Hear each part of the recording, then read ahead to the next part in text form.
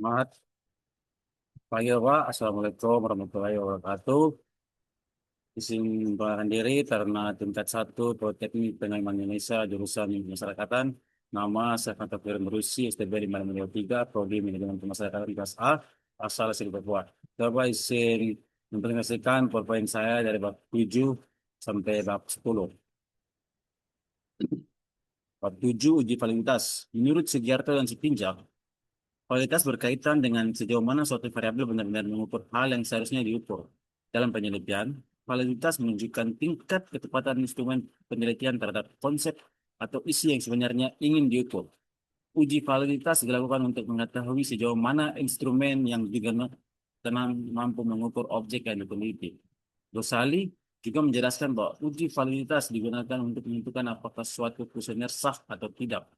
Suatu kuesioner dapat dikatakan valid apabila butir pertanyaan di dalamnya mampu mewakili atau mengungkapkan apa yang diukur.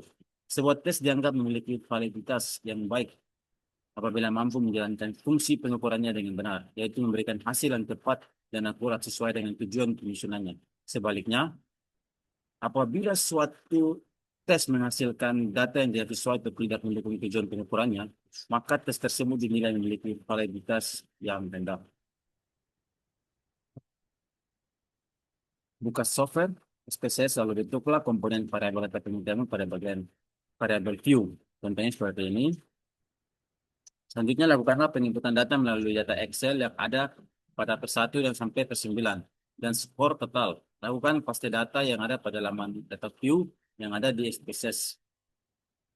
Setelah dilakukan penginputan data, kemudian kita akan mulai melakukan uji validitas melalui menu, klik Analyze, Correlate, Different. Kemudian kita akan ke jendela baru, Create Correlations. Untuk selanjutnya kita akan memasukkan variabel yang akan dilakukan pengujian. Dan adalah hasil yang keluar pada program spesies. Contoh dari hasil di bawah selanjutnya kita akan uji setiap nilai R itu yang didapatkan pada kolom skor total yang akan dibandingkan dengan nilai R tabel. Tingkat signifikansi A sama dengan 5% sama dengan 0,05. Dasar keputusan R hitung nilai koefisiensi korelasi, R hitung nilai koefisiensi korelasi tabel, tidak valid dan valid. Lihatlah dalam R tabel di bawah ini yang di kiri. Setelah melihat tabel berikut adalah tabel hasil uji statistiknya. Berdasarkan hasil uji validitas, didapatkan bahwa semua R hitung pada setiap pertanyaan P1 sampai P9 menunjukkan nilai yang lebih besar dari R tabel 0,361. Maka dengan menggunakan tingkat signifikansi atau A sama dengan 5%, maka kuesioner yang diteliti adalah valid. Uji reliabilitas berasal dari istilah reliability yang berarti konsistensi hasil pengukuran oleh SER nomor 87 menurut Sigarda dan Sitinjak 2006. Reliabilitas menunjukkan bahwa instrumen yang digunakan dalam penelitian dapat dipercaya sebagai alat pengumpulan data dan mampu memberikan informasi yang sebenarnya di lapangan. Gosali 2009 juga menyatakan bahwa reliabilitas merupakan metode untuk mengetahui konsistensi kuesioner yang menjadi indikator suatu variabel atau konstruk. Suatu kuesioner dianggap reliable apabila respon seseorang terhadap item pertanyaan bersifat stabil dan tetap dari waktu ke waktu. Secara umum, reliabilitas mengacu pada tingkat kestabilan, konsistensi kemampuan prediksi, serta ketepatan hasil pengukuran. Instrumen yang memiliki reliabilitas tinggi akan menghasilkan data yang konsisten dan dapat dipercaya. Pada data di bawah ini, klik Analyze, Scale, Reliability, Analysis. Pada jendela baru, pindahkan seluruh variabel komponen penilaian P kecuali variabel total score, kemudian pada model kita gunakan alpha dan alpha. Pastikan pada mode terpilih pada klik alpha 4, klik OK. Tingkat signifikansi A sama dengan 5%, sama dengan 0,05. Dasar pengambilan keputusan. Output cons bench alpha pada program SPS berdasarkan contoh pada gambar ini diperoleh nilai cron bench alpha keseluruhan sebesar 0,709 yang berarti lebih tinggi dibandingkan R tabel 0361. Selain itu, seluruh nilai item pertanyaan juga berada di atas 0,361.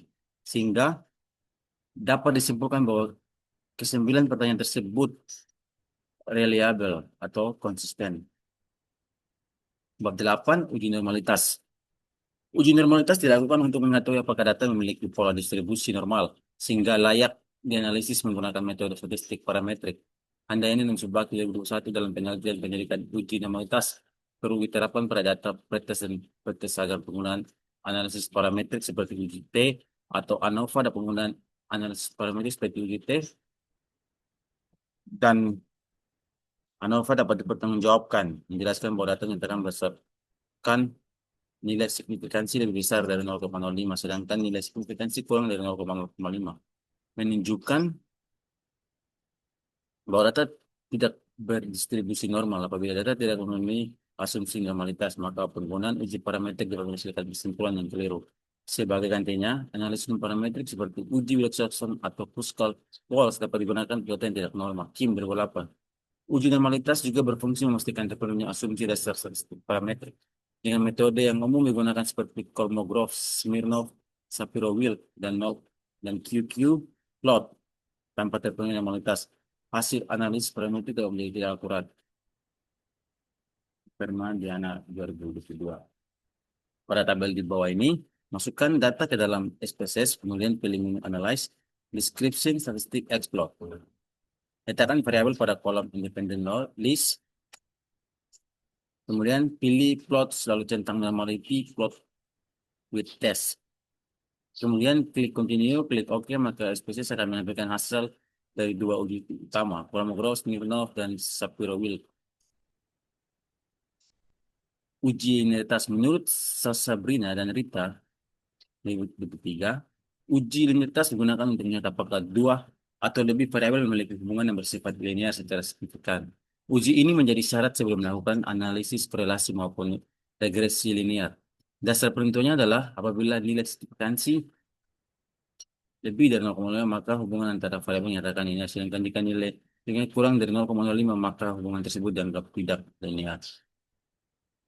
Buka aplikasi SPSS Anda dan isikan data dengan skala data interval atau numerik sebanyak 20 sampai sampel pada dua variabel yaitu X dan Y.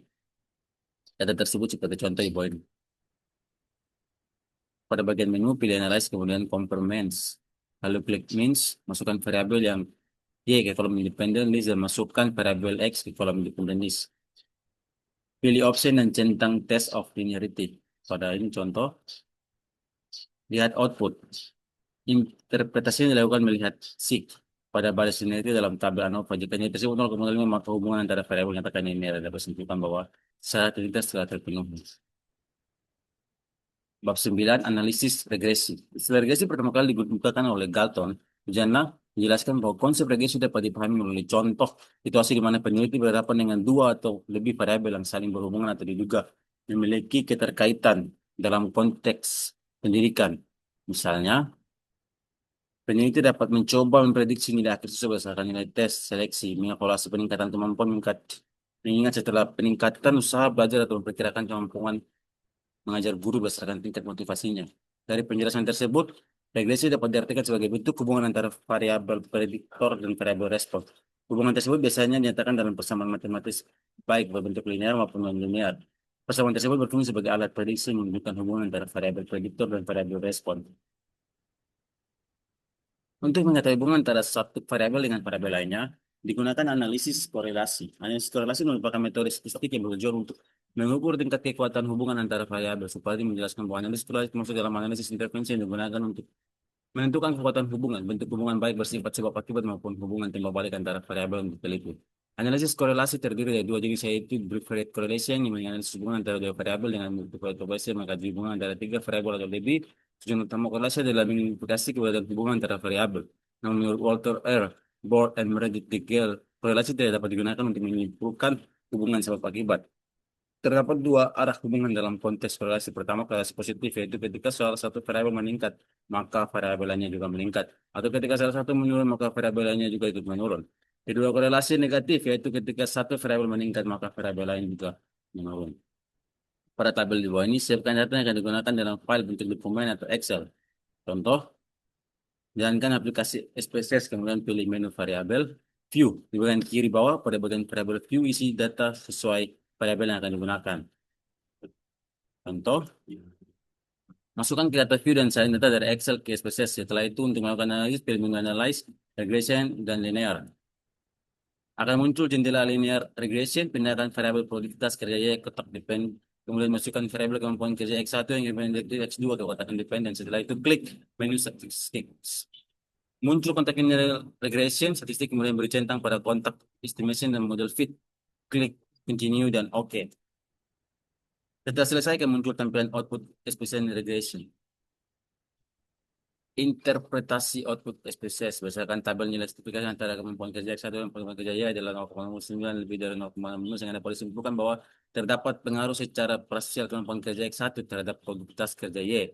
Berdasarkan tabel nilai sertifikasi antara kemampuan direktif X2 dan produktivitas kerja Y adalah 0,660 kurang dari 0,5 sehingga dapat disimpulkan bahwa kemampuan kerja X2 tidak berpengaruh secara parsial terhadap produktivitas kerja Y. 10. Uji PET Analyze. Analisis jauh adalah teknik statistik yang digunakan untuk menguji memperkirakan hubungan sebab akibat kausal antara sejumlah variabel dalam sebuah model konseptual. Dengan PET Analyze, peneliti dapat mengevaluasi baik efek langsung maupun efek tidak langsung dari variabel-variabel independen. Terhadap variabel independen sekaligus melihat bagaimana variabel perantara jika ada ikut berperan.